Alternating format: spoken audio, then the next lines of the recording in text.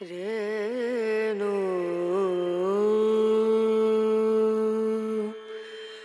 ரேனா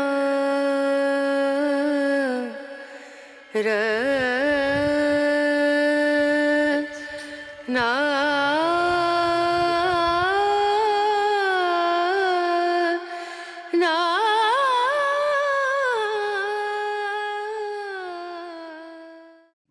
குழந்தை வரம் வேணும் அப்படின்னு நினைக்கிறவங்க இப்போ நாம் பார்த்துட்ருக்கக்கூடிய இந்த சிவாலயத்துக்கு வந்து வழிபாடு செய்யலாம். 1300 வருடம் பழமையான இந்த கோவில் தமிழ்நாட்டில் வேலூர் மாவட்டத்தில் விரிஞ்சிபுரம் அப்படின்ற ஊரில் அமைஞ்சிருக்கு. இங்கே மூலவராக இருக்கக்கூடியவர் தான் மார்கபந்தீஸ்வரர், தாயார் மரகதாம்பிகை. இங்கே இருக்கக்கூடிய தீர்த்தம் ரொம்பவே சிறப்பு வாய்ந்த தீர்த்தம். இந்த தீர்த்தம் சிம்மகுளம் தீர்த்தம் அப்படின்னு அழைக்கப்படுது. இந்த சிம்மகுள தீர்த்தத்தினோட பீஜாட்சர யந்திரம் ஆதிசங்கரால் ஸ்தாபனம் செய்யப்பட்டது. சரி, நாம் இப்போ முதல்ல மூலவரை பற்றி பார்க்கலாம். இங்கே இருக்கக்கூடிய லிங்கம் சுயம்பா உருவானது. வடகிழக்கு திசையில் கொஞ்சம் சாஞ்ச மாதிரி நிலையில் இருக்குது.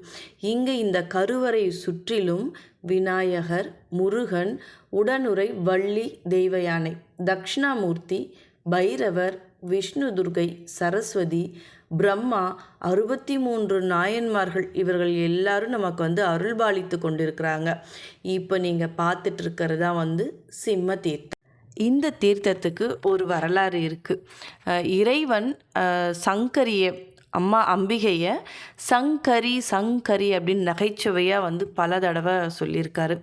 கரி கரி கரின்னு சங்கரி அப்படின்னு சொல்லவே அம்பிகை வந்து தன்னுடைய கரிய நிறத்தை தான் வந்து ஐயன் கிண்ட நகைச்சுவையாக பேசுகிறாரு அப்படின்னு சொல்லி எண்ணி ரொம்ப வருத்தமுற்று இந்த சிம்ம தீர்த்தத்தில் வந்து நீராடுறாங்களாம்.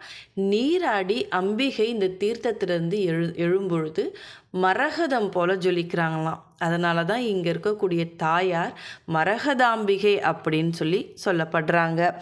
இங்கே பிரம்மா சாப விமோக்ஷனம் அடைந்ததாக சொல்லப்படுது. குழந்தை வரம் வேணும் அப்படின்னு நினைக்கக்கூடிய மகளிர்கள் இந்த சிம்ம தீர்த்தத்தில் கார்த்திகை மாதம் இறுதியாக வரக்கூடிய ஞாயிறு அன்னைக்கு நீராடி இறைவனை வழிபாடு செய்யணும். இந்த கோவிலுக்கு நாங்கள் உள்ளே வந்ததுமே வந்து உள்ளே இருக்கக்கூடிய எல்லா சன்னதிகளையும் வீடியோ எடுக்கணும் அப்படின்னு சொல்லி ஆசைப்பட்டு அலுவலகத்தை வந்து கோயில் அலுவலகத்தை வந்து தொடர்பு கொண்டு கேட்டோம். அவங்க வந்து உட்பிரகாரமோ அல்லது மூலவர் சன்னதியோ வந்து எடுக்கிறதுக்கு அனுமதி கிடையாது அப்படின்னு சொன்னாங்க. ஆனால் நீங்கள் வெளி பிரகாரத்தையோ சிம்ம தீர்த்தமோ வீடியோ எடுத்துக்கலாம் அப்படின்னு சொல்லி பர்மிஷன் கொடுத்தாங்க. அதனால தான் வெளி பிரகாரத்தை வீடியோ எடுத்துட்டு உங்களுக்கு இந்த கோவிலுடைய வரலாறு, இங்கே வந்தால் என்னெல்லாம் பலன் அப்படின்றத உங்கள் கூட வந்து பேசிக்கிட்டே இப்போ நம்ம நடந்துட்டுருக்கோம். இப்போ நம்ம மூலவர் பற்றியும் இங்கே இருக்கக்கூடிய சிம்ம தீர்த்தம் அதனுடைய பயன் என்ன, வரலாறு என்ன அப்படின்னு எல்லாத்தையும் வந்து நம்ம கேட்டோம். இப்போது டைம் என்ன அப்படின்னு கேட்டால் நம்மளாம் என்ன செய்வோம்? ஒன்று ஃபோன் எடுத்து பார்க்குறோம், இல்லை வாட்ச் வந்து பார்க்குறோம், கை கடிகாரத்தை பார்க்குறோம். அந்த காலத்தில் நமக்கு வந்து தெரிஞ்ச வரைக்கும் சூரியனை பார்த்து கண்டுபிடிச்சாங்க, மணி சொன்னாங்க அப்படின்னு சொல்லி நம்ம கேள்விப்பட்டிருப்போம். இப்போ இந்த 1300 வருஷம் பழமையான இந்த கோவிலில் பாருங்கள், மணி சொல்கிறதுக்காகவே ஒரு கல் வந்து அமைக்கப்பட்டிருக்கு. ரொம்ப நான் வந்து ஃபஸ்ட் டைம் இந்த மாதிரி ஒரு கல் வந்து பார்க்குறது. அதாவது இந்த கல்லில் வந்து நம்பர்ஸ் எல்லாம், எண்கள் எல்லாமே வந்து வரையப்பட்டிருக்கு.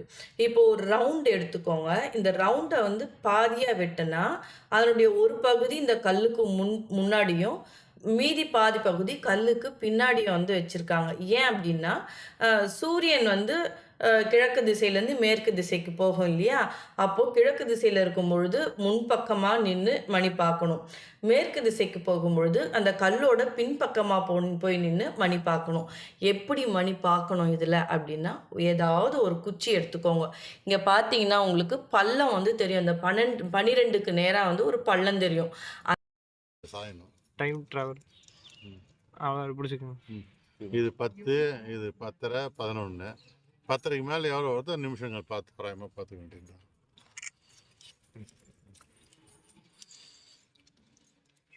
கேரம்ல ஒரு வாட்டி பண்ணிடு.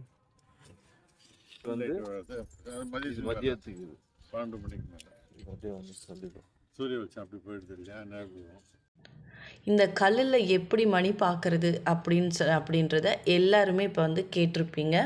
ஒவ்வொரு நொடி பொழுதுமே கடவுள் வந்து நமக்கு கொடுக்குற வரம் தான். இந்த நொடி பொழுதை நான் எப்படி பயனுள்ளதாக மாற்றிக்கிறேன், இதுதான் வந்து கடவுளுக்கு நான் திருப்பி செய்யக்கூடிய நன்றி. இந்த நொடி பொழுது நீங்கள் இந்த வீடியோ பார்த்துட்ருக்கீங்க அப்படின்னா, ஒரு 1300 வருடம் பழமையான ஒரு கோவிலை பற்றி, ஒரு சிவாலயத்தை பற்றி, சிவனுடைய வரலாறு பற்றி நான் உங்களோட ஷேர் பண்ணிக்கிட்டேன் அப்படின்னா, இந்த நொடி பொழுது எனக்கு பயனுள்ளதாக நான் நினைக்கிறேன். இந்த சிவாலயத்தை பற்றி கேட்குற நீங்களும் இந்த நொடி பொழுதை பயனுள்ளதாக தான் ஆக்கியிருக்கீங்க. இந்த சந்தோஷத்தோட இந்த வீடியோவை முடிச்சுக்கிறேன். அடுத்த வீடியோவில் கண்டிப்பாக நான் உங்களை சந்திக்கிறேன்.